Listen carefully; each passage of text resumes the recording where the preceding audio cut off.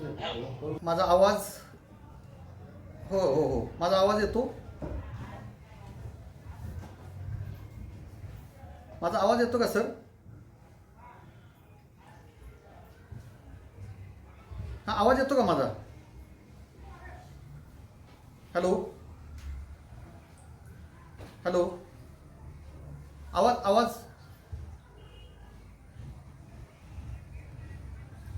थांबा थांबा एक मिनिट एक मिनिट. हो हो हो हो हो हो हो हो बरोबर बरोबर.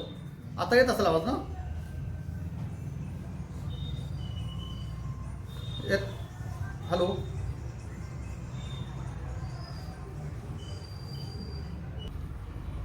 अवघ्या समाजाचं देशाचं राज्याचं कल्याणाची ज्यावेळी चर्चा होते, विषय निघतो आणि ज्यावेळी या दृष्टीनं चर्चा भावना निर्माण होते, त्यावेळी आजही 342 वर्षानंतर एक आणि एकमेव नाव आपल्या पुढे येतं, ते म्हणजे युगप्रवर्तक छत्रपती शिवाजी महाराज. म्हणजे 342 वर्षानंतर देखील आज आपल्याला छत्रपती शिवाजी महाराजांच्या शिवाय पर्याय नाही. शिवनीती शिवविचार हाच सकल जनांच्या उद्धाराचा एकमेव मार्ग आहे. आणि मला या गोष्टीचा आनंद आहे की छत्रपती शिवराय समजून घेताना या संदर्भात आपण काही थोडं चिंतन करणार आहोत. आणि मला थोडा उपसंहार दिला पाहिजे की शिवराजेंस ग्रुप हा एक सुंदर योगायोग आहे की शिवराज विद्यालयामध्ये आम्ही शिकलो.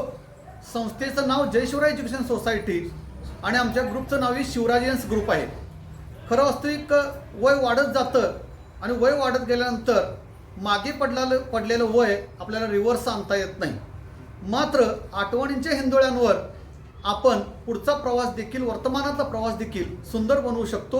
आणि याच आठवणी रुंजीत तेव्हा घालतात जेव्हा आपण सगळे कंगोरे, पद, प्रतिष्ठा, मान, मरात, पैसा हे बाजूला ठेवून ज्यावेळी एकत्र येतो, त्यावेळी खऱ्या अर्थानं आनंद निर्मिती आणि आनंदाची वाटणी आणि आनंदाची प्राप्ती होत असते. आणि त्या दृष्टीनं 5 वर्षापूर्वी आम्ही 1993 बॅचचे सर्व विद्यार्थी एकत्र आलो आणि 2017 हा शिवराजेंचा स्नेह मेळावा सुरू झाला. मला माहीत आहे आपण विषयाकडे येणार आहे, पण ज्यांनी आयोजन केलं त्या शिवराजेंस ग्रुपचं हे पहिलं पुष्प आहे. दर महिन्याला हे चालू राहणार आहे. त्यांच्या संदर्भात थोडं बोललं पाहिजे की अगदी ऊसतोड मजुरी गौंड्याच्या हाताखाली काम करणाऱ्या आमच्या मित्रांपासून ते अगदी सिंगापूर असेल किंवा दुबई असेल, IT मध्ये काम करणारे आमचे मित्रमंडळी सगळे आहेत. आणि यामध्ये कोणताही भेद नाही. दो हात भू नांगरणी शतव्याख्यानाहूनही थोर असं साने गुरुजी म्हणतात. आणि याच भूमिकेतून 25 डिसेंबर ही फिक्स तारीख आणि त्या दिवशी 17, 18, 19, 20, 21, 22 गेले 5-6 वर्ष आम्ही एकत्र येतो. आणि मला असं वाटतं की एन्जॉय तर केला पाहिजे, आठवणी तर जागवल्या पाहिजेत, क्लास पुन्हा भरला पाहिजे.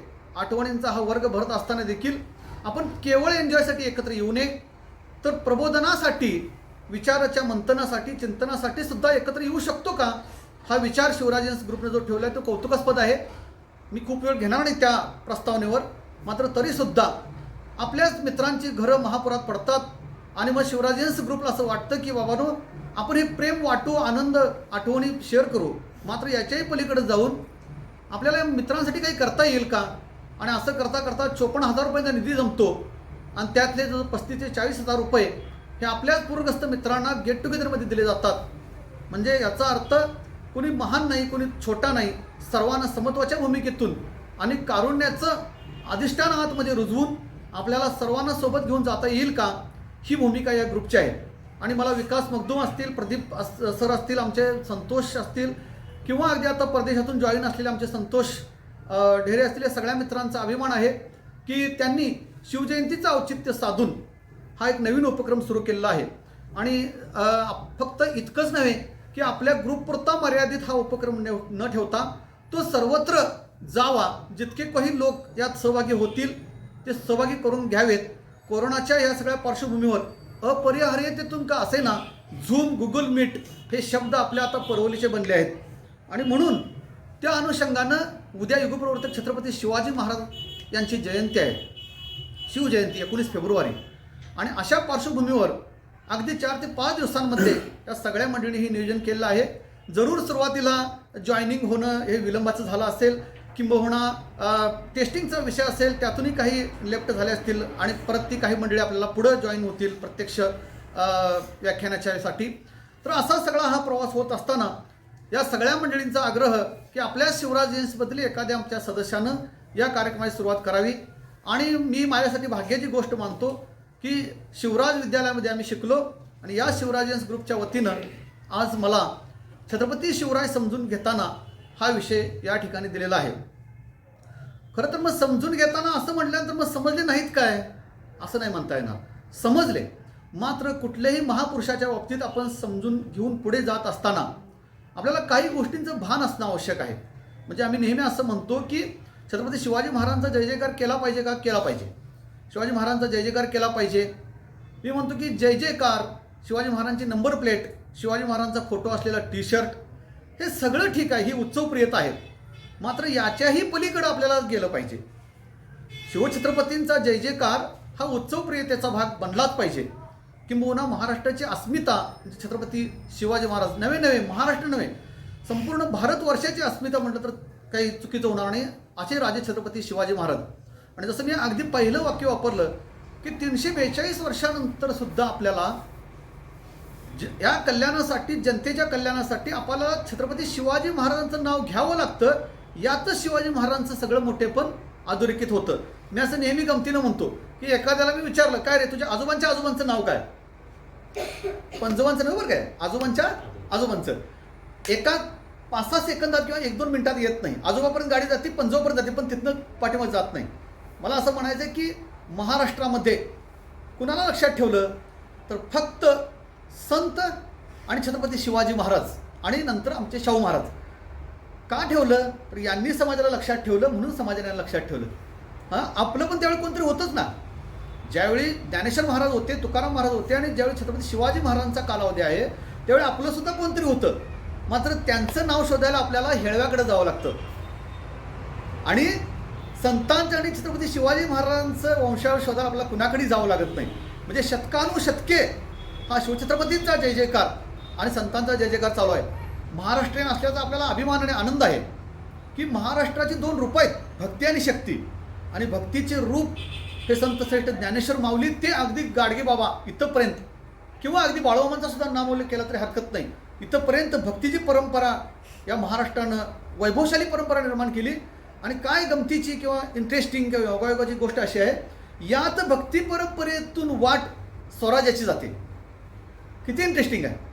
म्हणजे छत्रपती शिवाजी महाराजांना तुकाराम महाराजांनी उपदेश करताना जे 18-20 अभंग थेट केलेले आहेत, यातून वारकरी धारकरी बनले आणि स्वराज्याची वाट ही भक्ती परंपरेतून पुढे जाते. आणि म्हणून मग छत्रपती शिवाजी महाराजांना समजून घेताना आपल्याला जय जयकाराच्या पलीकडे गेलं पाहिजे. आमची परिवर्तन सामाजिक विकास संस्था आहे आणि आम्ही काय करतो, काही सामाजिक उपक्रम राबवत असतो. आमचे मार्गदर्शक आदरणीय सचिनजी पवार दादा यांचा आमची चर्चा होत असते. आणि त्यामध्ये अशी चर्चा झाली की ठीक आहे, पोरं शिवजयंती करतात, ज्योत आणतात, उत्सव करतात, प्रचंड मोठ्या मिरवणुका निघतात आणि त्यामध्ये वेदनादायी म्हणजे डॉल्बीच्या सुद्धा मिरवणुका निघतात. याचा अर्थ असा की शिवचरित्र समजून घेण्यात आपण कमी पडतो, त्यामुळं आपल्याकडे ही वेळ येते. आणि दादा असं म्हणाले की तरुणांना दोष देण्याचा अर्थ नाही, तर ते ज्यांच्याकडे पाहून शिकतात त्यांनी आता शिवचरित्र लोकांच्यापर्यंत पोहोचवलं पाहिजे. आणि म्हणून आम्ही शिवचरित्र अभ्यास वर्गाचं आयोजन केलं 2 वर्ष, की 2-2 दिवसाचं ते एकूण नियोजन, की ज्यांनी आयुष्यभर शिवचरित्राचा अभ्यास केलेला आहे अशा शिवचरित्राच्या अभ्यासकांना, संशोधकांना मुलांच्या पुढं ठेवायचं आणि मग त्यातून शिवचरित्राचा बोध मुलांना द्यायचा. मी तर असं म्हणेन की मी वारकरी आहे, जसं गातेचं आणि ज्ञानेश्वरीचं पारायण होतं तसं शिवचरित्राचं पारायण झालं पाहिजे, गावोगावी मंडप घालून झालं पाहिजे. आणि मला असं वाटतं की ज्यावेळी शिवचरित्र आपण समजून घेऊ, आपण एखादंही शिवचरित्रावरचं पुस्तक न वाचता आपण करत असलेला जल्लोष हा फारसा म्हणजे आपण त्याला सपोर्ट बोलता येणार नाही. मात्र शिवचरित्र समजत जाईल त्यावेळी आपण उत्सवप्रियतेतून कृतीच्या पातळीवर येऊ. आणि म्हणून छत्रपती शिवाजी महाराजांना आपण समजून घेत असताना आज कशाची गरज आहे? आज तलवार नाही, आज घोडा नाही, आज वेशभूषा नाही, आज यांची गरज नाही. ही आपल्याला प्रेरणा देणारी स्मारक आहे. मात्र आज आपल्याला गरज आहे ती शिवाजी महाराजांच्या शिवनीतीची आणि शिवविचारांची. मला असं नेहमी वाटतं, मी विचार ज्यावेळी करतो त्यावेळी, खरं छत्रपती शिवाजी महाराज आजच्या काळात जर असते तर त्यांनी काय केलं असतं. मला सारखं असं वाटतं की ते लॅपटॉप घेऊन बसले असते, ते गुगल मॅप घेऊन बसले असते, त्यांनी सातत्यानं इस्रोशी कॉन्टॅक्ट केला असता. इस्रो की काय करता येईल, म्हणजे काय दुसरी राष्ट्र जिंकण्यासाठी नाही. तो विषय शिवाजी महाराजांचं इतर प्रांत जिंकण्याचा उद्देश तिथंच चालणारी गुलामगिरी आणि तिथं चालणारी हुकुमशाही मोडून तिथल्याही लोकांना सुखी करावं एवढा उदात्त हेतू होता. इतका जबरदस्त आपला राजा होता. आणि मग मला असं वाटतं की आजच्या काळात त्यांनी काय केलं असतं, हे सगळं मॅप वगैरे सगळं वापरलं असतं. अहो, ज्यावेळी JCB नव्हतं, गुगल मॅप नव्हतं, त्यावेळी किल्ले बांधले. आपला प्रश्नच पडतो की 3600 फूट उंची बालेकिल्ला राजगडला आहे, आणि मग तो राजगड त्यावेळी कसा वर दगड नेला असं आणि कसं काय काय झालं असेल. आणि त्यामुळं आजच्या काळात आपले इतिहासकार कृष्णराव अर्जुन केळुसकर असं म्हणतात की आत्ता तलवारीचे तेज गाजवण्याची गरज नाही, तर आता बुद्धीचं तेज गाजवण्याची गरज आहे. आता कशाचं तेज गाजवलं पाहिजे, बुद्धीचं. ज्ञानेश्वर महाराज म्हणतात बुद्धीचे वैभव अन्य नाही तुझे. आणि म्हणून आजच्या काळात जर छत्रपती शिवाजी महाराज असते तर त्यांनी कदाचित नेमप्लेट, गाडीची जी नंबर प्लेट आहे ती आपल्या फोटोची केली नसती. आपला टी-शर्ट त्यांनी शिवाजी महाराजांच्या फोटो आपला स्वतः किंवा त्यांना आवडलं नसतं, प्रश्नच नाही. त्यांनी स्वतः एकाही किल्ल्याला आपलं नाव दिलं नाही. मात्र ते इस्रोशी संपर्क साधला असता आणि त्यांनी सातत्यानं समुद्राची तटबंदी कशी सुरक्षित राहील आणि हे पाकिस्तानची जी काही टिवटिवाद चालू आहे तो कधीच संपवला असता. आणि म्हणून तर शिवाजी महाराजांची आठवण कधी येते आपल्याला, कसाब नावाचा एखादा अतिरेकी कुठून येतो, समुद्रमार्गे येतो, आणि त्यावेळी आरमाराची रचना किती म्हणजे द्रष्टा राजा आहे. आणि मला असं वाटतं म्हणून आजच्या काळात आपल्याला जर काय जायचं असेल, पुढं जायचं असेल, शिवाजी महाराजांचा विचार करायचा असेल, शिवचरित्राचा अभ्यास करायचा असेल, तर आता ही त्याच्या पलीकडे जाऊन लाईफ प्रिन्सिपल काय होती शिवाजी महाराजांची, ही लाईफ प्रिन्सिपल आपल्याला अभ्यासणं गरजेचं आहे. त्याशिवाय आपल्याला शिवजयंतीचं समाधान लाभणार नाही. आपल्याला कृतीच्या पातळीवर काही गोष्टी करता आल्या पाहिजेत. म्हणून कदाचित इथून पुढचे काही असं मी खूप काही इतिहासातलं खूप शोधून आणलंय आणि तुमच्यापुढे मांडणार असं होणार नाही. मात्र वर्तमान काळामध्ये छत्रपती शिवाजी महाराजांची शिवनीती किंवा त्यांचे विचार कसे कसे आपल्याला प्रेरणा देतात आणि आजही ते कसे, आजही नाही चंद्रसूर्य असेपर्यंत छत्रपती शिवाजी महाराजांचे विचार हे कालातीतच आहेत, ते कधीच जुने होणार नाहीत. औषधांना असेल एक्सपायर डेट, छत्रपती शिवाजी महाराजांच्या विचारांना आणि त्या अखंड प्रेरणेला एक्सपायर डेट नाही. आणि म्हणून आमच्याकडं डॉक्टर केदार फाळके नावाचे एक जबरदस्त असे युवा संशोधक आले होते. अजून त्यांचं वय 40 सुद्धा नाही. अप्रतिम, विशेषतः आज्ञापत्रांच्या बाबतीत खूप चांगलं काम त्यांनी केलेलं आहे. आणि मग ते आले होते आणि त्यांनी असा हिशोब मांडला की साधारण 18,300 दिवस छत्रपती शिवाजी महाराज काय झाले, आयुष्य लावलं. म्हणजे किती वर्षाचं आयुष्य, केवळ 50 वर्षांचं आयुष्य. ते मला वाटतं आनंद पिक्चरमधला डायलॉग आहे ना की जिंदगी लंबी नाही बडी होनी चाहिए. किती वर्ष माणूस जगला यापेक्षा कसा जगला महत्त्वाचा. नाही तर एक वाक्याची गोष्ट प्रसिद्ध आहे, एक म्हातारी लहानपणीच मेली. आता म्हातारी झाली लहानपणी कशी मेली, याचा अर्थ ती मोठी झाली शरीरानं, मात्र तिच्यात परिपक्वता आली नाही आणि ती म्हणून लहानपणी मेली, अशी एका वाक्याची गोष्ट होईल. तर अवघ्या 50 वर्षांचं आयुष्य आहे. तर अवघ्या 50 वर्षांचं आयुष्य गेले 342 वर्षे आपल्याला मंत्रमुग्ध करून सोडलेलं आहे. जिंदगी लंबी नाही बडी होनी चाहिए. विवेकानंदांचं आयुष्य किती, 41 वर्ष. तुकाराम महाराज 42 वर्ष, ज्ञानेश्वर महाराज 22 वर्ष. काय किती प्रेरणा घ्याव्यात.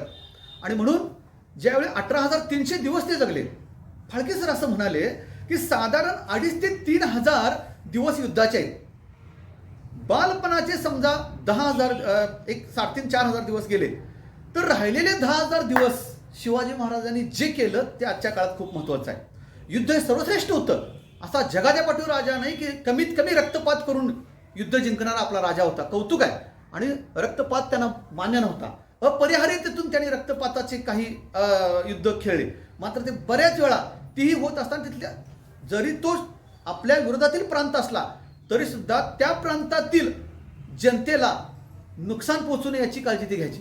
म्हणजे किती धर्मनीतीचा ऐकावा व्यवहार हे जे तुकारामाने त्यांना उपदेश केला, तो किती तरी तंतोतंत पाळला. आणि म्हणून छत्रपती शिवाजी महाराजांनी इतर जे काही मुलकी प्रशासक म्हणून जे काम केलं ते सगळ्यात आज अत्यंत महत्त्वाचं. आदर्श राजा. आमच्याकडे जयसिंगराव पवार सर ज्येष्ठ इतिहास संशोधक आले होते कोल्हापूरचे. काय जयसिंगराव पवार सरांचं काम अप्रतिम अप्रतिम. आपल्या कोल्हापूरच्या भूमीत असं भूमिपुत्र जन्माला इतिहास संशोधन करणारा किती मोठी अभिमानाची गोष्ट. आणि मग एकदा जयसिंगराव पवार सर कोल्हापूरच्या एका व्याख्यानात म्हणाले होते की मिरवणुकांना एवढी गर्दी होती आणि आज शिवचरित्रावर व्याख्यान आहे, इकडे कुठं गर्दी नाही तरुणांची, असं सरांनी प्रश्न उपस्थित केला होता. ती चौकट आलेली होती पुढारीमध्ये आणि त्याचाच रेफरन्स आपल्या त्यांनी शिवचरित्र अभ्यास वर्गामध्ये दिला होता. खूप सुंदर वाक्य बोलले. ते असं म्हणाले की जगाच्या पाठीवर ज्या राजामध्ये शोधूनही दोष सापडत नाहीत असा एकमेवा द्वितीय राजा म्हणजे छत्रपती शिवाजी महाराज. काय चरित्र आहे, चारित्र्याचे चरित्रवंत आहे.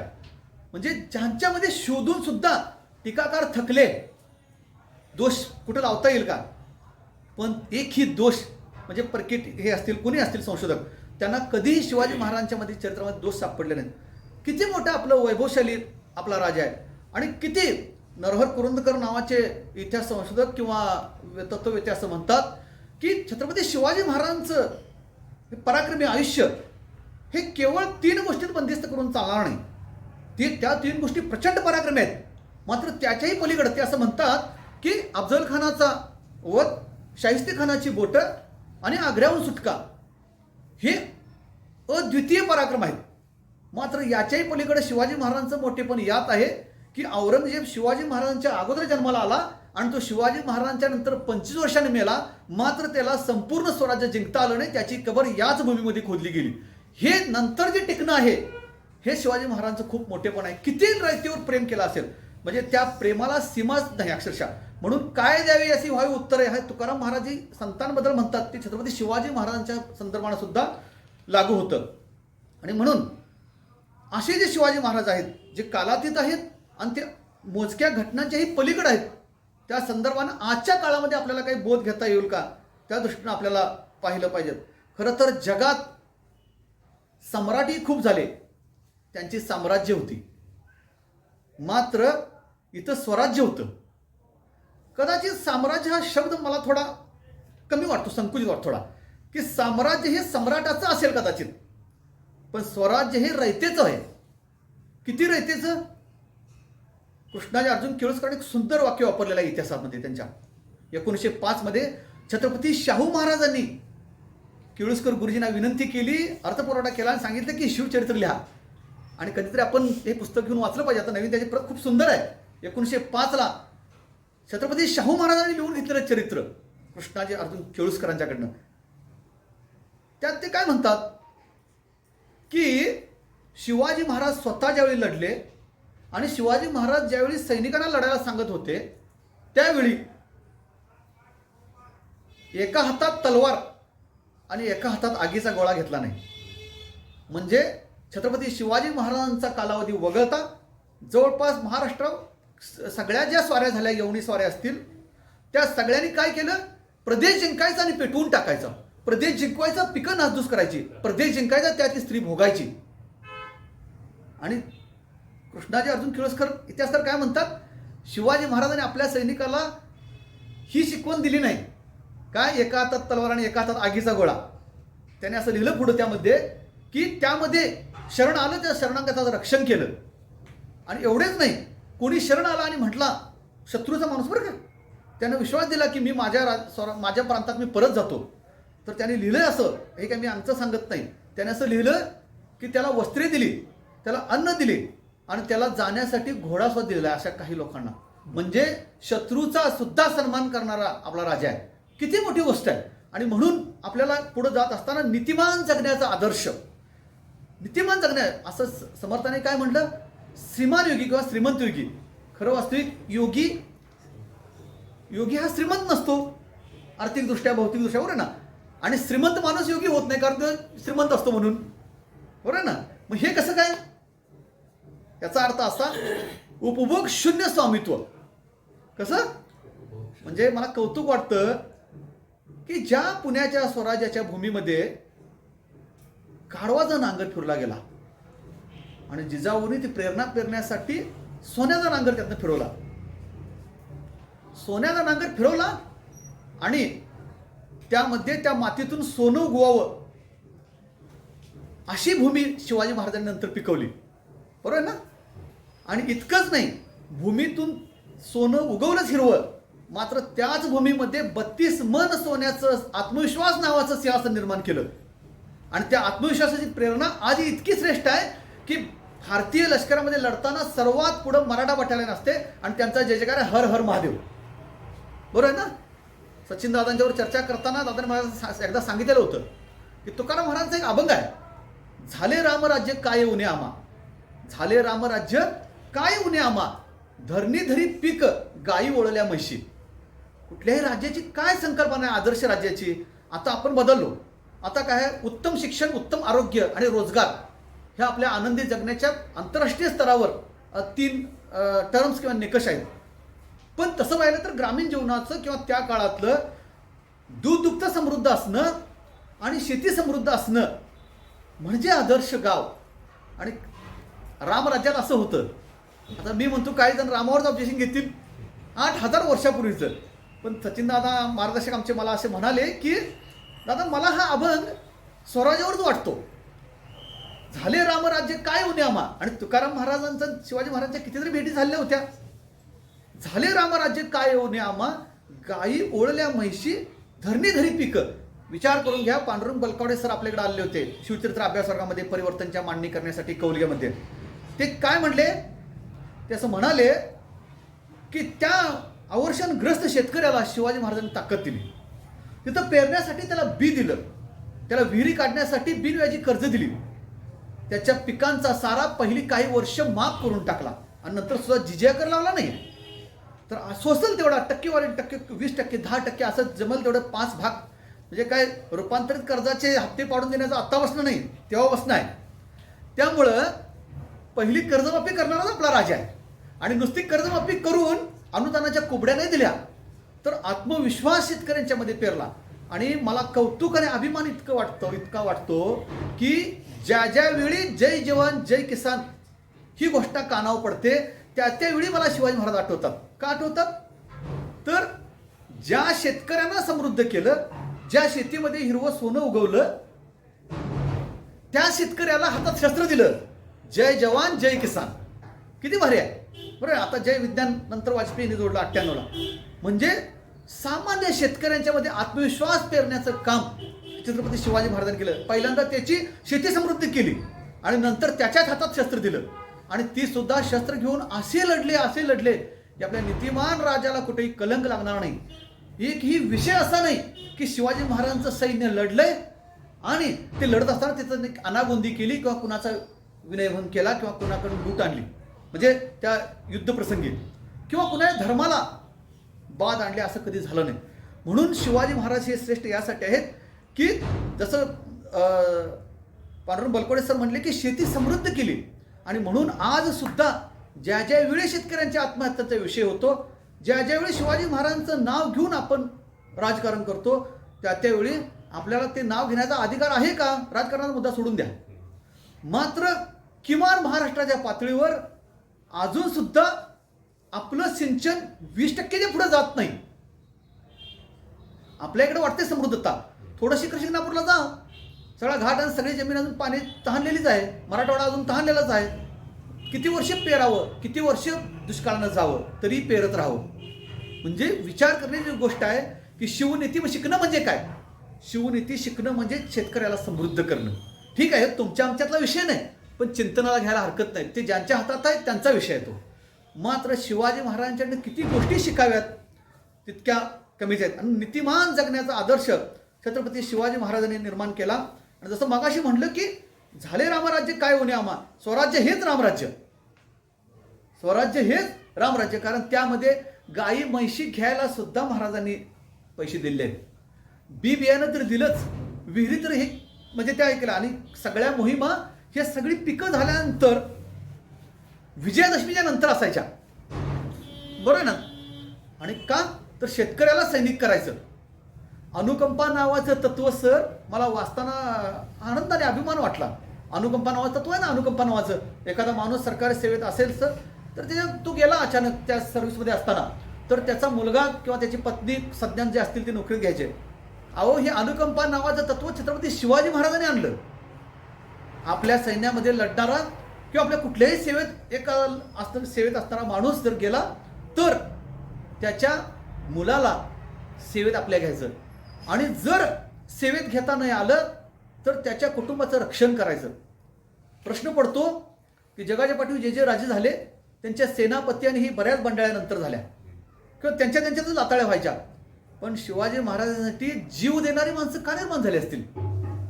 लग्न दूर करावं आणि कोंडाणा सॉरी करायला जावं, किती मोठं म्हणजे ग्रेट सॅक्रिफाईस, समर्पण त्याग किती मोठा असतो. कारण त्यांना खात्री होती की मी जरी यात गेलो तरी माझा राजा माझ्या कुटुंबाला उघड्यावर टाकणार नाही. मला प्रश्न असा पडतो, मग याच महाराष्ट्रात आत्महत्या केलेल्या शेतकऱ्यांची मुलं आता काय करतात आणि कुठं शिकतात? मी एक व्हिडिओ पाहिला मध्यंतरी की आत्महत्या केलेल्या शेतकऱ्यांच्या त्या पोरांची एक शाळा मराठवाड्यात चालते, मला आता नाव आठवत नाही पण मॅडम आहे तो. मात्र ती मुलं मदतीसाठी विवंचित राहतात. सत्ता कुणाची हा मुद्दा महत्त्वाचा नाही, समस्या ह्या पक्षांच्या पलीकडे असतात. आणि मग मला असा प्रश्न पडतो की शिवाजी महाराज असते तर सगळा खजिना रिकामा केला असता. या सगळ्या लोकांना सांगितलं असतं बाबा जीव देऊ नका. आणि कशाला जीव देतात? शिवाजी महाराजांच्या काळामध्ये जीव समर्पणासाठी तयार असायचा. इतका मोठा त्याग शिवाजी महाराजांच्या स्वराज्यामध्ये निर्माण असणारी जनता उगीच होत नाही. तर जसं यथा प्रजा तथा राजा, तसं यथा राजा तथा प्रजा, जसा राजा असतो तशीच प्रजा असते. आणि म्हणून आपल्याला अभिमान आणि आनंद वाटत असताना शिवाजी महाराजांच्याकडून कृषी व्यवस्था बळकटीचा विषय आहे. मात्र आता आपल्या हातातल्या ज्या गोष्टी आहेत त्या आपण करू. मला माहीत आहे की आज आमचे शिवराजांशी तर ऐकत आहेत, त्यांचे काही परिवारातली माणसं ऐकत आहेत, आमच्या शिवराजांमध्ये नसणारी काही आमची मित्रमंडळी ऐकत आहेत. मला एवढं सांगायचं आहे की शिवाजी महाराज घडले कशातून? जिजाऊंच्या संस्कारातून. मग आता काय प्रश्न आहे? आता आम्हाला काही पालक भेटतात, सर 1,00,000 रुपये फी असली चांगली शाळा सुचवा, कारण त्याला मुलाकडं लक्ष द्यायला वेळच नाही. मी एकट्याला म्हटलं काय एवढी शाळा म्हणजे कशा आहे? आपल्या जिल्हा परिषद शाळा पण चांगल्या आहेत. तर तो असं म्हणाला की पोरग्याला असल्या शाळेत घालणार, त्याला असं तयार करणार की त्यानं खोऱ्यानंच पैसे वडले पाहिजेत. बाबा रे, खोऱ्यानं पैसे वडण्याचा संस्कार जर जिजाऊनी केला असता तर उपभोग शून्य स्वामित्व, सगळा खजिना असताना, सगळ्या ऐशारामाचे सगळे पर्याय उपलब्ध असताना ती ऐशारामी टाळून सामान्य माणसासाठी आयुष्य खर्ची घालणारा छत्रपती शिवाजी महाराज घडले नसते. मग काही जण ऐकणारे प्रश्न विचारले असतील ना आता की मग घ्यायचं काय? घ्यायचं, मुलं संस्कारित करण्याचं खूप मोठं आव्हान आपल्या पुढं आहे. छत्रपती शिवाजी महाराजांच्या शिवचरित्रातून जिजाऊंच्याकडनं काय घ्यावं? सुजान पालकत्व घ्यावं. सुजान पालकत्व, गोष्ट खरी असेल खोटी असेल, मात्र सूत्र महत्त्वाचं आहे. असं सांगितलं जातं की ते एक दिवशी जिजाऊ बाहेर गेलेल्या होत्या आणि ती दासी होती ना, ती दूध पाजत होती शिवबांना. आणि आल्यानंतर विचारलं की दूध पाजलं का शिवबांना? हो पाजलं. बरं, दूध पाजताना काय तू सांगितलंस काय? एखादी रामायणातली, महाभारतातली किंवा पुराणातली कुठली गोष्ट सांगितली का नाही? पुराणातली का म्हणायचं तर इतिहासात याच्या नोंदी आहेत की छत्रपती शिवाजी महाराजांनी कीर्तनही ऐकलेले आहेत आणि महाभारत रामायण यातली महाकाव्याच्या अनेक गोष्टी जिजाऊने त्यांना सांगितलेल्या होत्या, हे स्पष्ट आहे. आणि म्हणून त्यांनी विचारलं काय तू काय शिवबांना काय गोष्ट कुठली सांगितली का? ते म्हणजे नाही सांगितली. असं म्हटलं जातं की ती 2 बोटं जिजाऊनी नरड्यात घातली बालशिवबांच्या, हां, आणि उलटी करायला लावलं दूध. आणि तिथे एक संवाद असा आहे की संस्काराशिवाय दुधाचा थेंब देखील माझ्या बाळाच्या पोटात नको, मला खूप मोठं कार्य घडवायचं आहे. मी म्हणतो की जीन पॅन्ट 1200 रुपयाची आणून दिली, सॅग 2500 रुपयाची आणून दिली आणि सायकल 7200 रुपयाची आणून दिली, आपलं पालकत्व संपत नाही. आपल्याला विचार केला पाहिजे. जिजाऊ आपल्याला शिकवतात, जिजाऊ की आपल्याला ही मुलं घडवता येतील का? बरं, मुलं घडवत असताना सेवेचा संस्कार आपण करू शकतो का? आपण करिअर गायडन्सचा संस्कार करू शकतो. करिअर गायडन्स, कारण आपल्याला स्वप्न आहेत की खूप मोठं 2-3 लाखाचं पेमेंट असं सगळं पाहिजे, ठीक आहे. पण मला असं वाटतं की हाच विचार जिजाऊने केला असता तर कशाला काय कुठल्या तरी एका शाहीची आपली मनसबदारी स्वीकारायची आणि मस्त ऐशारामत जगायचं. मात्र शिवाजी महाराजांना काय सांगितलं? वडिलांनी जे मिळवलं ते उपभोगणं म्हणजे कुळधर्म नव्हे. अरे अरे, साऊंड साऊंड साऊंड कुणातर येतोय.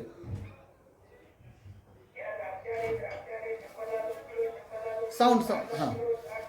तर हा संस्कार नावाचं मूल्य आहे. हे संस्कार नावाचं मूल्य आपण जिजाऊंच्याकडून शिकणार आहोत काय? आणि संस्कार किती सुंदर. सर सांगतो की एक गोष्ट जशी मी आता दुधाची सांगितली त्या पद्धतीनं संस्काराचे परिणाम कसे होतात. आता ही गोष्ट एखाद्यानं क्रॉसच केलं की पुरावा दाखवा तर ते पुरावा दाखवता येईल असं नाही, पण ही गोष्ट खोटी नाही असंही म्हणता येईल. सूत्र त्यातलं घ्यायचं. गोष्ट अशी आहे, छावा कादंबरीमध्ये शिवाजीराव सावंत येतात. ते ललितांगानं आहे. कादंबरीतलं आणि इतिहास संशोधन ही वेगळं असतं. संशोधन हे संशोधन पुराव्याच्या आधारे. त्यामध्ये ते असं लिहितात की अफजल खान पुढं आलेला आहे आणि अफजल खान ज्यावेळी पुढं आला असताना राजे विचार करले, काय ही मातासुद्धा श्रेष्ठच. म्हणजे काळाच्या जबड्यात सुद्धा सावधगिरीनं जाण्याची परवानगी का दिली? त्यांना माहीत होतं हा पराक्रमी आहे, हा शूर आहे, हा येणार. आणि त्यांची श्रद्धा होती. आणि सत्य संकल्पाचा दाता नारायण, ज्याचे हेतू शुद्ध आहेत त्याच्यासाठी देवही उभा राहतो. बरोबर आहे ना? आणि तो देव काय कर्तव्यातून उभा राहतो. आणि मग ते असं शिवाजीराव सावंतांनी एक संगती लावलेली आहे. शिवाजीराव सावंतांनी सुंदर संगती आहे. ही पटेल न पटेल संगती अशी आहे की शिवबांना सांगितलेल्या गोष्टी आठवल्या त्या. आणि त्यातली एक गोष्ट अशी होती की हिरण्यकश्यपाला मारताना नरसिंह अवतार घेतला. आणि नरसिंह अवतार म्हणजे अर्धा नर अर्धा सिंह. आणि वाघ त्या नख्या, तर नख्याने त्याला तिन्ही सांजेला गुडघ्यावर घेऊन फाडला. आता बाकी सोडून द्या, देव माना न माना ते मुद्दे महत्वाचे नाहीत. पण हे खोटं तरी म्हणता येईल. म्हणजे ही गोष्ट आठवली असेल का नाही जर वाघ नका असतील तर. त्यामुळं काय बालपणे आपण मुलांच्यावर पेरतो, सुजान पालकत्व कुठल्या अंगानं आपण पेरतो. जिजाऊने सांगितलं की बाळ, रावणानं सीता पळवली हे कृत्य नीच आणि वाईट आहे. म्हणजे शाहीर सदाशिवराव निकम सुंदर सांगतात ना ते, हे कृत्य वाईट आहे. स्त्रीचा सन्मान जिजाऊने शिकवला. त्यामुळं नंतर जिजाऊंना कामच करावं लागलं नाही. शिवाजी महाराज काय करतात हे बघायची वेळ.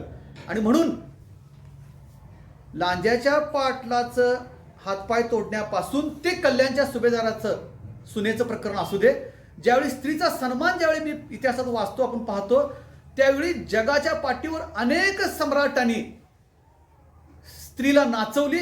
मात्र छत्रपती शिवाजी महाराजांनी स्त्रीला वाचवली, सन्मानानं वाचवली. हे संस्काराचं बीज आहे, हे संस्काराचं फळ आहे. आणि म्हणून जिजाऊंचं उपकार सुद्धा अनंत आहेत आपल्या पुढं. आणि म्हणून आपण हे सगळं पुढं जात असताना शिवाजी महाराजांचा जय जयकार नक्की करू. मात्र जय जयकार करत असताना सुद्धा आपण हे संस्कार मुलांच्यावर रुजवणार आहोत काय? आपण कशासोबत त्यांना जेवायला लावणार आहोत? आपण कशासोबत? आपल्या इथं एखाद्या मुलग्यानं एखाद्या पालकाला 5वीच्या शिष्यवृत्तीचा प्रश्न विचारला, तो शिकलेला आहे वडील, तर ते जर डोकं फिरतं का, तर त्याला मालिकेत तो खंड आलेला नको आहे टीव्हीच्या मालिकेतला. आणि मग आपण म्हणतो की आपल्याला मुलं घडवावीत.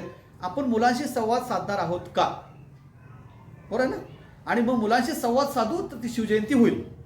जिजाऊने अपेक्षित असलेली कदाचित ही शिवजयंती असेल, छत्रपती शिवाजी महाराजांना अपेक्षित असलेली. आणि पेपरमध्ये काम करतो. पेपरमध्ये काम करत असताना बऱ्याच वेळा पेपर अवघड गेला म्हणून आत्महत्या. वडिलांनी मल्टीमीडिया मोबाईल दिला नाही म्हणून आत्महत्या. पेपरच्या निकालाची तारीख अजून परवाशीला आहे तोपर्यंतच भीतीपोटी आत्महत्या. किंबहुना महाराष्ट्रात तरी असा एक विद्वानांचा गट तयार झाला की मुलांच्या मानसिकतेवर परिणाम होतो म्हणून परीक्षा नावाचं भूतच काढून टाका. किती दुर्दैवाची गोष्ट आहे. आणि 10वीला पण आता बेस्ट 5 कौतुक केलंय, प्रचंड मार्कांची खैरात. आणि मग 10वीला 88% मार्क काढणारं पोरग डिप्लोमाला 6 वर्ष लागतंय. मग हुशारी तिथं का कमी पडती? आणि घरातली गाडी 4 व्हीलर लवकर शिकली म्हणजे हुशार मानायचं नाही. घरातला मोबाईल मला कळत नाही की पोरग लय लवकर आमचं शिकलं, काही हुशारीचा विषय नाही. पण आपल्या महाराष्ट्रात कौतुक झालं. आपण परीक्षा सगळ्या बंद करून टाकल्या आणि मनोबल आपण समृद्ध केलं. काय आता बोलायचं. मात्र ज्यावेळी छत्रपतींच्याकडे आपण पाहतो त्यावेळी शिवविचारातून काय शिकावं? धीरोदात्तपणा. मिर्झाराजे जयसिंग, अहो काय तो मिर्झाराजे जयसिंग, ठीक आहे, एक ते काय सत्यवचने सगळं जे काय असेल ते असेल. महाराज त्याला असं म्हणतात मिर्झाराजांना की तुम्ही तख्तावर बसा दिल्लीच्या. आणि दिल्ली काय मंत्रिपदासाठी नव्हती, ती सुद्धा सेवेसाठी. आणि ह्या गुलामगिरीतून ह्या कचाट्यातून जनतेला सोडायचं होतं अखंड हिंदुस्थानच्या. तो मिर्झाराजे तोही तिकडं वचनात अडकलेला, तो तयारच झाला नाही. आणि जवळजवळ अस्तित्व पणाला लागलं. 23 किल्ले आणि 40 लाख होणारा प्रदेश द्यावा लागला. विचार करा, आपण आपल्या मुलांना काही शिकवणार आहे काय? किंवा आपण शिकणार आहे काय? काही जणांना मी विचारतो, का रे बाबा असं का करतोस? टेन्शन लय आलंय म्हणून थोडी घेतली. इतकं तर टेन्शन नाही ना, 23 किल्ले द्यावं इतकं. बरोबर आहे ना? किती किती किती शिकावं, धीरोदात्तपणा काय असतो तो छत्रपती शिवाजी महाराजांनी शिकला पाहिजे आणि काहीतरी सांगितलं पाहिजे. आपण स्वतः शिकलं पाहिजे, मी पालक असेल तर, आणि आपल्या मुलांना, मी शिक्षक असेल तर माझ्या मुलांना मी वर्गात सांगितलं पाहिजे की बाबा हे सगळं संपायला आलेलं, पण त्यातूनही उठेन मी आणि घडवेन सगळं. हे घडवलं छत्रपती शिवाजी महाराजांनी घडवलं. हा धीरोदात्तपणाचा संस्कार घेता येतो आपल्याला, घेता येईल का नाही? सगळं ज्यावेळी संपायला तर मला सांगा काय महाराजांचं कौतुक. अफजल खानाच्या भेटीला ज्यावेळी गेले आणि आग्र्यातून ज्यावेळी ते जात होते, तिथले संवाद आहेत, दोन्हीकडचाही संवाद जवळपास सारखा, एक थोडा फरक आहे. तर असं म्हणतात की गड्यानो वाचलोच तर जरूर भेटू, पण काही दगाफटका झाल्यास मातोश्री जिजाऊंच्या सल्ल्यानं हे स्वराज्य वाढलं टिकलं पाहिजे. हा, असं त्यांनी कधी केलं काय? ह्यावेळी जरा तू बघ, पुढच्या वेळी मी जातो युद्धाला, बरोबर आहे का नाही? असं कधी केलं नाही ना. म्हणजे किती धीरोदात्तपणाचा हा आदर्श आपण घ्यायला पाहिजे. आणि म्हणून मुलांना काहीतरी आपल्याला शिकलं पाहिजे. ते शरणी गेले नाहीत आणि स्वाभिमानी सोडला नाही. किती इंटरेस्टिंग आहे. आणि म्हणून हा धीरोदात्तपणा आजच्या काळात आपल्याला घेतला पाहिजे. म्हणून मी सुरुवातीला सांगितलं, मी काही वेगळं संशोधन इतिहासातलं काही सांगणार नाही, माझा अभ्यासच नाही, तो माझा तेवढा अभ्यासच नाही. मात्र आताच्या काळामध्ये हे काय जोडता येईल का हे बघितलं पाहिजे. माणसं काम करतात, किती शिवाजी महाराज इतकं आपण काम करतोय. अपार कष्ट, सातत्यानं अपार कष्ट, हे अपार कष्ट शिकण्यासारखे आहेत. आणि म्हणून ज्यांना सांस्कृतिक क्षेत्राचं नेतृत्व करायचं आहे, ज्यांना राजकारणाचं नेतृत्व करायचं आहे, ज्यांना संप्रदायाचं नेतृत्व करायचं आहे, नवे ज्याला उत्तम कुटुंब चालवायचं आहे, त्याला श्रमाला पर्याय नाही. जगात श्रमाला शॉर्टकट नसतो. बरोबर? ते नवरीच्या गाडीमध्ये एक वाक्य छापायचे ते, श्रमाला शॉर्टकट नसतो.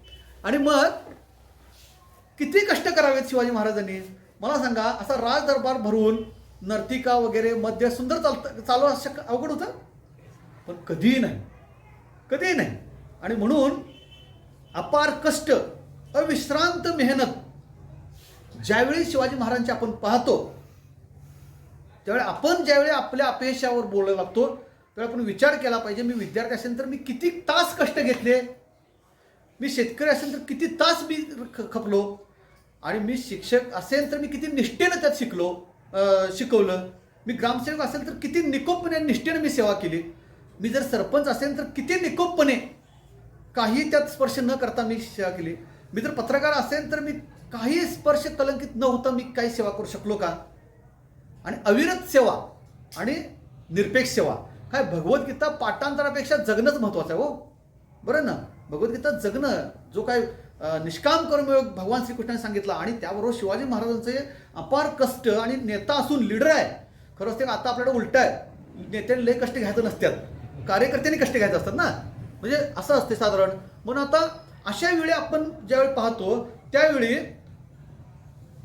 3ऱ्या अध्यायातील भगवद्गीता किंवा ज्ञानेश्वरी मला ओवी आठवते. श्रीकृष्ण आणि अर्जुनाचा संवाद आहे, आणि श्रीकृष्ण अर्जुनाला असं म्हणतो की मी या विश्वाचा निर्माता आहे. असं असताना योग्यांप्रमाणे हिमालयाच्या गुहेत जाऊन मला आत्ममग्न स्थितीत आत्मानंद घेता येणं शक्य आहे की नाही. अर्जुन म्हणला शक्य आहे. तरी पण मी काय करतो, मी ड्रायव्हिंग करतो. तसं मी ड्रायव्हिंगची माझी ही आहे. रथ कोणी चालवला? कृष्णाने चालवला. हां, तुझ्या घोड्याची स्वच्छता कोण करतं? त्यांना पाणी कोण देतं? त्यांना डाळ गुळ खायला कोण देतं? म्हणजे ही कामं मी करतो. मग अर्जुनाने विचारलं, ती का करतोस तू कामं देवा? तू देव आहेस ना? ते म्हणला, एक लक्षात ठेव, मी समाजाचा नेता आहे. त्यावेळी नव्हते अभिनेते, म्हणजे लोकल कलाकार असायचे. मात्र समाज नेत्यांचं आणि अभिनेत्यांचं अनुकरण करत असतो. आणि म्हणून श्रीकृष्ण असं म्हणतात त्यामध्ये की नेत्यांना आळशी म्हटलं तर समाज आळशी. बघा, अहो कुठल्याही क्षेत्रातला नेता जाहिरातीला का वापरला जातो? क्रिकेटमधला सचिन तेंडुलकर नेताच आहे, लक्षात ठेवायचं. कारण त्यांना वापरलं की तुम्ही ती खरेदी करताय ना. आणि म्हणून श्रीकृष्णाने आज जो उपदेश केला की मार्गाधारे वर्तावे, कर्तव्याच्या मार्गावर चालत जायचं, विश्वे मोहरे लावावे, लोकांना योग्य मार्गाला लावायचं, मार्गाधारे वर्तावे, विश्वे मोहरे लावावे, अलौकिका नव्हावे लोकाप्रती, काम वेगळं करायचं, मात्र आपण जगापेक्षा कोण वेगळा हे दाखवायचं असला प्रकार अहंकाराचा नाही. आणि म्हणून छत्रपती शिवाजी महाराजांच्याकडे ज्यावेळी आपण पाहतो तर त्यावेळी हा श्रीकृष्णांचा उपदेश त्यांनी कृतीत आणलेला दिसतो.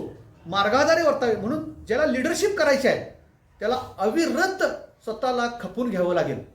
शिवाजी महाराजांच्या चरित्रातला हा सुंदर गुण घेता येणारा आहे की आपण विद्यार्थी असो, आपण शिक्षक असो, पालक असो, राजकारणी असो, आपण सैनिक कुणी असो, आपल्याला अपार कष्टाला पर्याय नाही. आणि हा आपला राजा शिकवतो.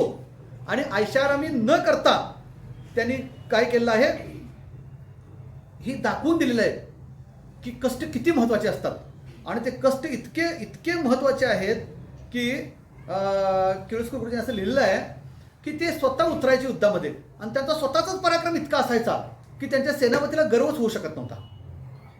आणि सेनापतींना गर्व न होणं म्हणजे फूट राज्य, म्हणजे फूट पडते ना ती, किंवा एखादं छोटं संस्थान निर्माण न होण्याचा तो पाया आहे. बाकी तिकडे काय झालं, यवनांच्यागड त्यांच्या टोळ्या तयार झाल्या लक्षात ठेवायच्या. आणि ते मग इथं ते असं लिहितात की महाराजांचा पराक्रम एवढा मोठा असायचा की तिथे त्या सेनापतीला सुद्धा असं वाटत अरे काय शिवच राजा इतका लढतोय, आपण लय कमी आहे. म्हणजे किती कष्ट असतील हो. आज आपण जय जयकार खूप करतो पण आपल्याला हे कष्ट सुद्धा आपण आठवले पाहिजेत. आणि हे कष्ट आपण आत्ताच्या काळामध्ये घेता येईल का नाही. आपण जर पाट्या टाकत असो, आपल्या हातात जे कर्तव्य दिलेलं आहे आणि तिथं आपण पाट्या टाकीत असो, आणि बघा प्रामाणिक आपण आहे की नाही हे आपल्याला माहीत असते. सर सगळ्यात जास्त कोणाला माहीत असते, आपल्याला माहीत असते. इतरांना फारसं कोणाला ते लक्षात येत नाही.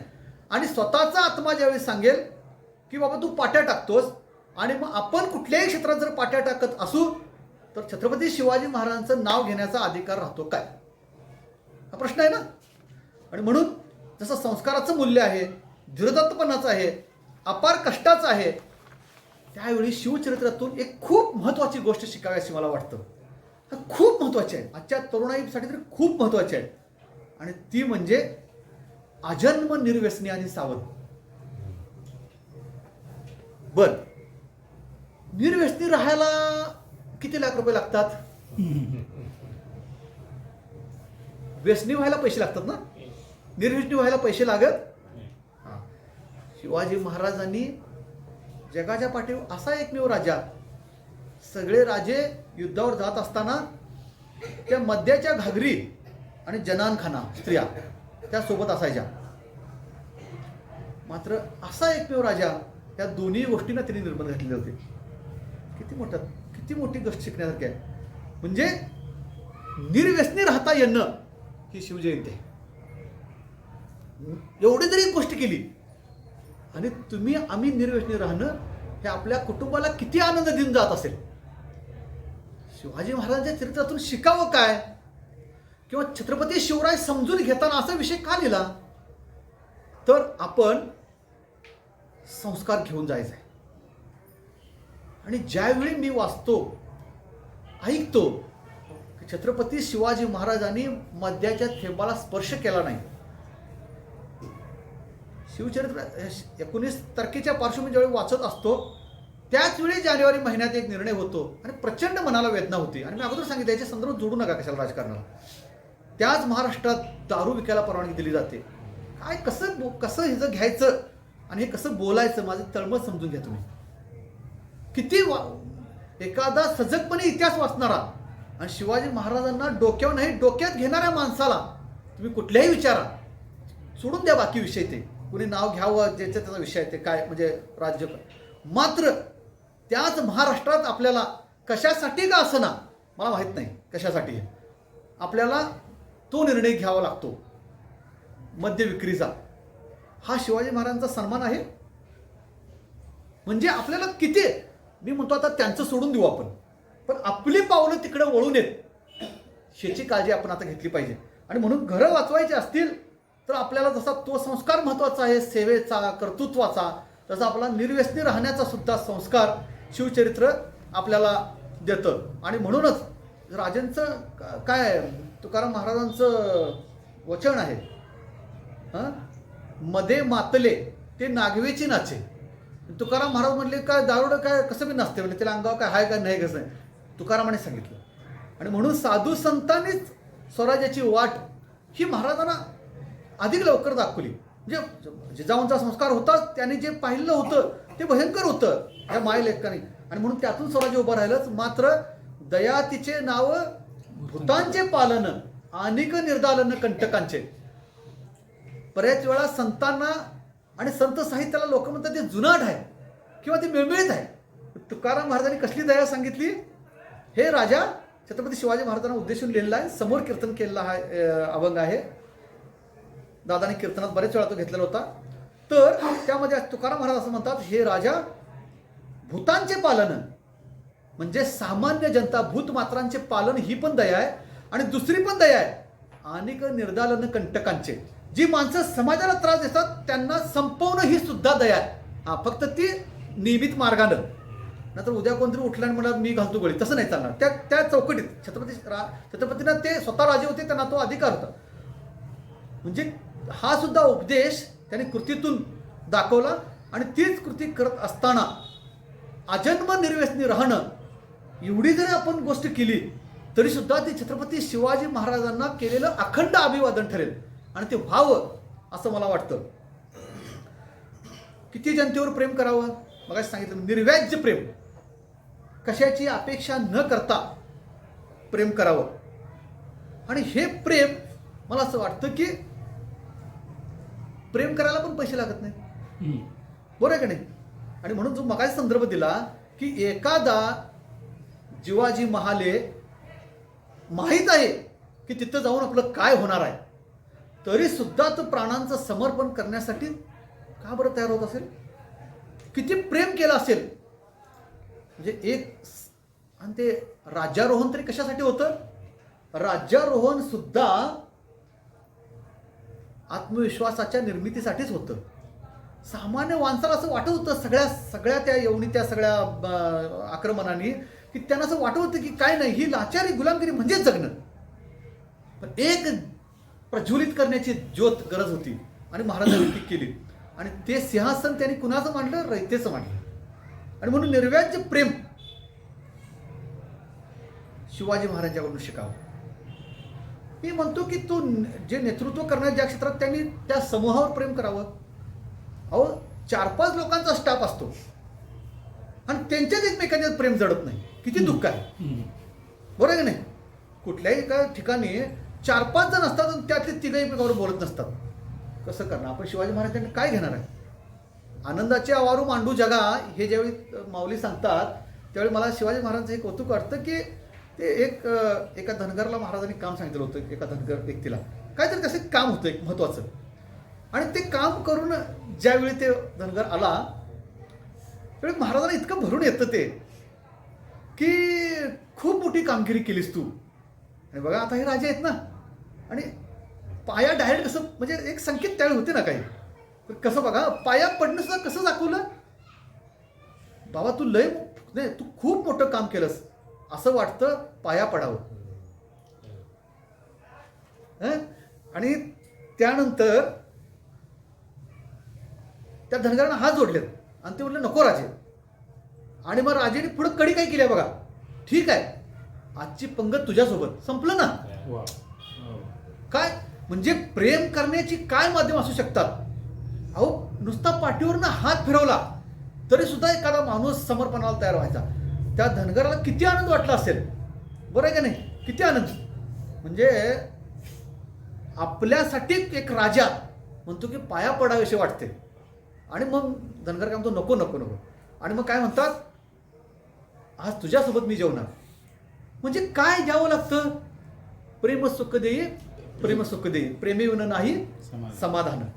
म्हणजे प्रेमाचा हा आविष्कार शिवचरित्रातून शिकण्यासारखा आहे. दुसरी गोष्ट कल्पकता आणि मुलकी प्रशासक. जसं मागाशी म्हटलं की युद्ध वगळता ह्या गोष्टी खूप महत्त्वाच्या आहेत. वेळेकडे लक्ष ठेवायला पाहिजे. 7:54 झाले. हां तर कल्पकता, अफाट कल्पकता. किती कल्पकता की 10-15 वर्षापूर्वी पाणी पुरवठा योजनेला सुद्धा नाव शिवकालीन पाणी साठवण योजना द्यावी इतकी कल्पकता. किती कल्पकता. शिवकालीन पाणी साठवण योजना.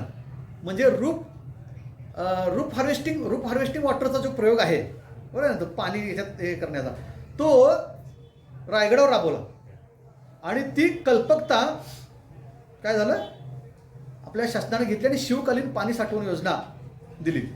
इतकी कल्पकता, इतकी मुलकी प्रशासक. डॉक्टर केदार फाळके सरांनी एक किस्सा आपल्या इथं सांगितलेला होता परिवर्तनमध्ये.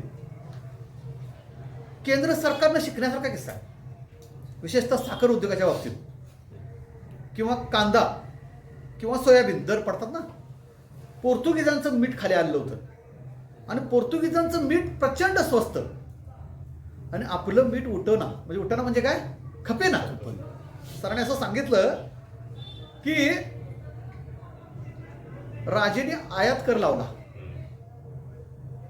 इम्पोर्ट ड्युटी ती 100% लावली. म्हणजे 10 रुपयाचं मीठ 20 रुपये किलो झालं आणि ती मीठ पडून राहिलं, आपलं मीठ खपलं. आता साखर काय करायची प्रश्न आहे केंद्रापुढं. मात्र मग परदेशातनं येत असेल तर ते आयात लावली पाहिजे, आयात कर.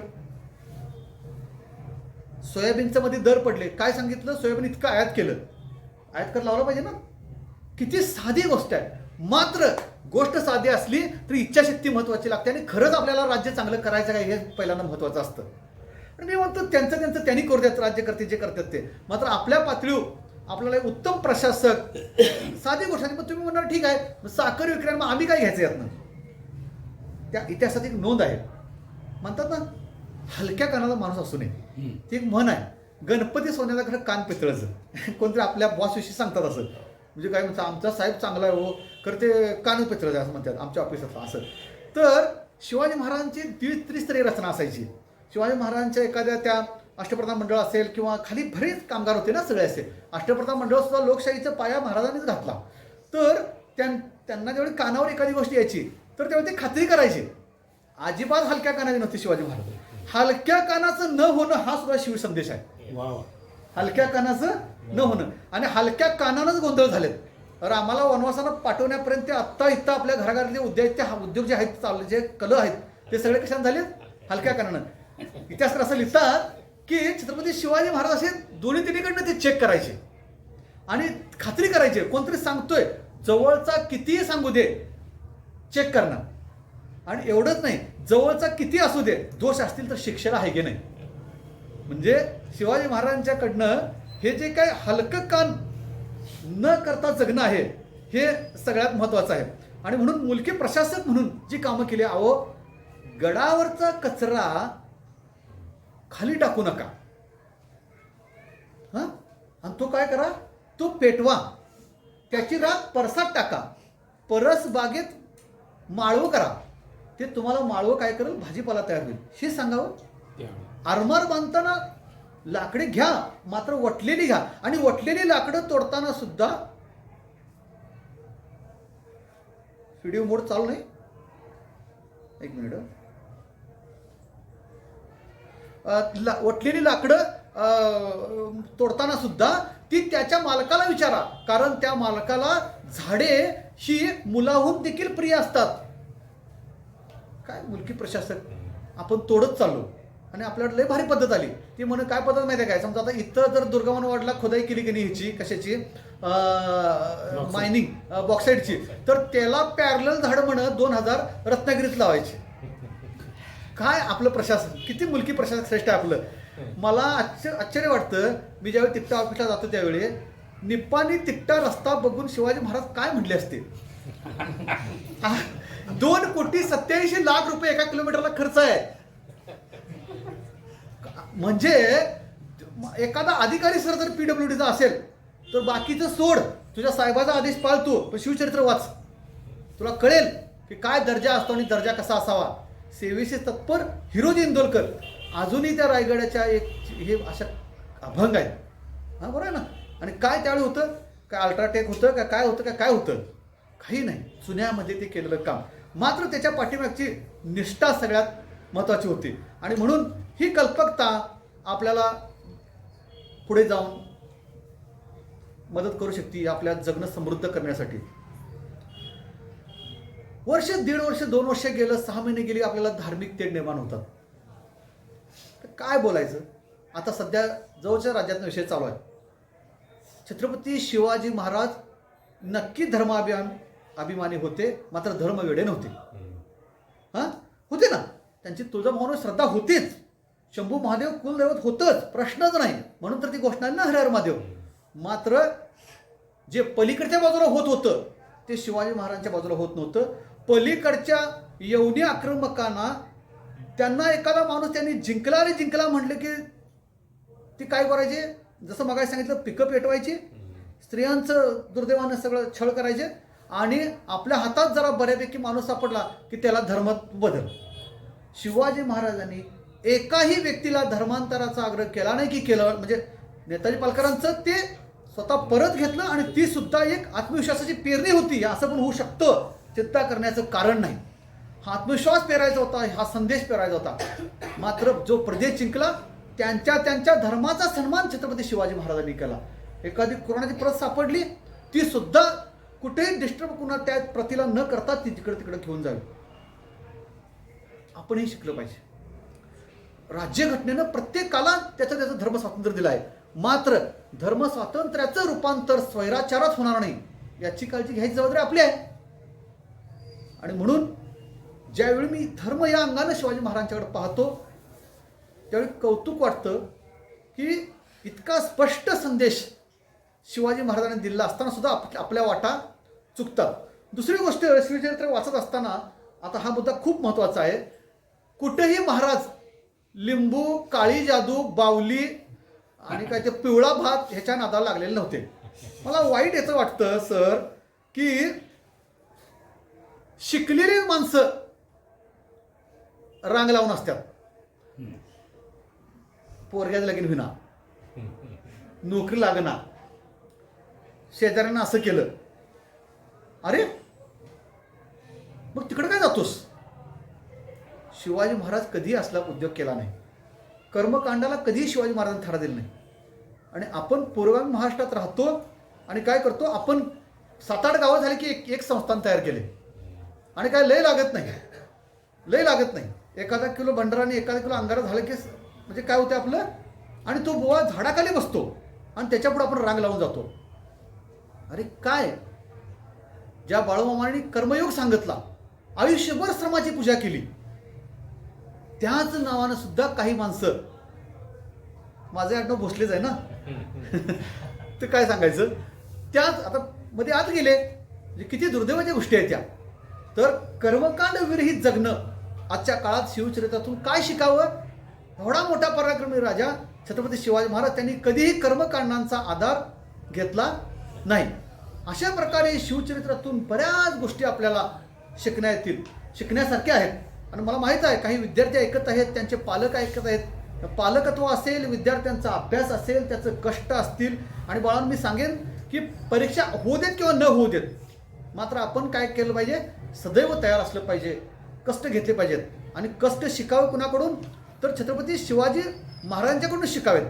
निर्भयपणा, किती निर्भयपणा, थेट उडी हो, थेट उडी. मला सांगा त्या आग्र्यामध्ये ॲडजस्टमेंट करता आली नसते, पण अजिबात नाही. स्वराज्याशी प्रतारणा नाही, म्हणजे थेट उडी. अत्यंत महत्त्वाचे जे युद्धप्रसंग आहेत त्यामध्ये थेट शिवाजी महाराज आहेत. त्यांनी इतरांवर अवलंबून ते ठेवलं नाही. म्हणजे पराक्रम गाजवताना तो स्वतःच्या मनगड्यावरच पराक्रम गाजवायचा. कुणीतरी करावं आणि मग मी जावं नंतर फोटो काढायला आणि मग बातमी द्यावी असं नको. तर स्वतःच्या पराक्रमानं आपण कर्तृत्व गाजवावं. नाव होतच असतं. किती नाव, 342 वर्ष झालं तर नाव चिरंतन आहे. अखंड प्रेरणा, छत्रपती शिवाजी महाराज नावाची अखंड प्रेरणा आहे. आणि म्हणून उद्या 19 तारीख आहे, त्याच्या पार्श्वभूमीवर आज आपण बोलतोय. आणि म्हणून शिवाजी महाराजांना समजून घेताना सुरुवातीला मला एकदम फोन आला, असा का विषय हो, समजून घेताना समजले. पण आपल्या व्यक्तिगत पातळीवर आपण हे समजून घेतलं पाहिजे ना.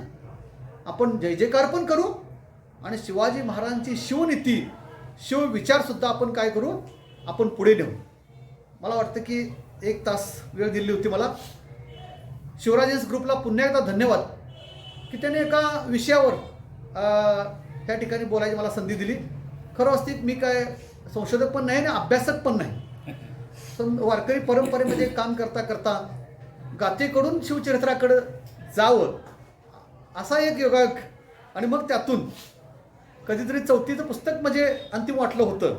मात्र त्याच्याही पेक्षा सुद्धा चांगली गोविंदांना पानसरे, शिवाजी कोण होता, काय आता किती सुंदर, एक कमी पानाची पुस्तिका, मात्र त्यामध्ये सुद्धा हेच इतक्या सुंदर पद्धतीने अण्णांनी मांडलेलं आहे की छोटी पुस्तकं सुद्धा आयुष्यभर ती आपल्याला प्रेरणा देत राहील.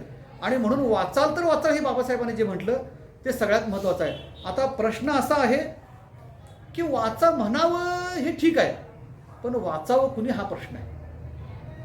आणि वाचाल तर वाचाल, चरित्र समजलं तर मगाशी म्हटलं तसं चारित्र घडेल. मात्र हे चारित्र घडवण्यासाठी वाचलं पाहिजे. कितीतरी समृद्ध आपल्याकडे साठा आहे आणि तेही वाचत असताना जरा नीट व्यवस्थित वाचलं पाहिजे. आणि म्हणून वासी बेंद्रेंचं असेल किंवा कृष्णाजी अर्जुन केळुसकरांचा असेल सुंदर इतिहास अक्षरशः आहे, किंवा आता पांडुरंग बलकवडे असतील, ही सगळी माणसं असतील, किंवा आता केदार फाळकेंचं सुद्धा आज्ञापत्र किती सुंदर काम केलं आहे. म्हणून मला असं वाटतंय की जर आपण पालक असू तर आपण थोडं एखादं पुस्तक घरात आणलं पाहिजे, आपण ते वाचायला शिकवलं पाहिजे. आणि पुस्तकं ही घरातल्या दिवाणखान्याच्या तिजोरीची शोभा वाढवण्यासाठी असू नयेत, ती अशी मळली पाहिजेत रेगा मारून वगैरे हे करून. असं म्हणजे काय उठून रेगा मारत नाही, वाचून रेगा मारल्या पाहिजे. हां बरोबर आहे ना, IMP वगैरे कळलं पाहिजे, आपल्याला आनंद मिळवता आला पाहिजे. आणि म्हणून ज्यावेळी आपण वाचत जाऊ त्यावेळी आपल्याला शिवाजी महाराज आपल्या डोक्यात शिरतील आणि मग आपली पावलं कृतीकडे वळतील. सगळ्यांची पावलं कृतीकडे वळावीत हे सांगत असताना मी सांगतोय आणि 100% मी निर्दोष आणि निकोप आहे असंही काय म्हणण्याचं कारण नाही. मात्र जिथं जे अमृतकण वेचता आले ते वेचून एकत्र करून आपल्यापुढे मांडण्याचा प्रयत्न केला आहे. जे योग्य असेल ते आपण स्वीकारावं, चुकीचं असेल ते माझ्याकडे रिव्हर्स येईल. आणि काही रेफरन्स आपल्याला काही सर्वांना पटेल असे नाही, मात्र माझी त्या पाठीमागची तळमळ आपल्यापर्यंत पोहोचेल एवढी अपेक्षा व्यक्त करतो. धन्यवाद. आम्हाला हो.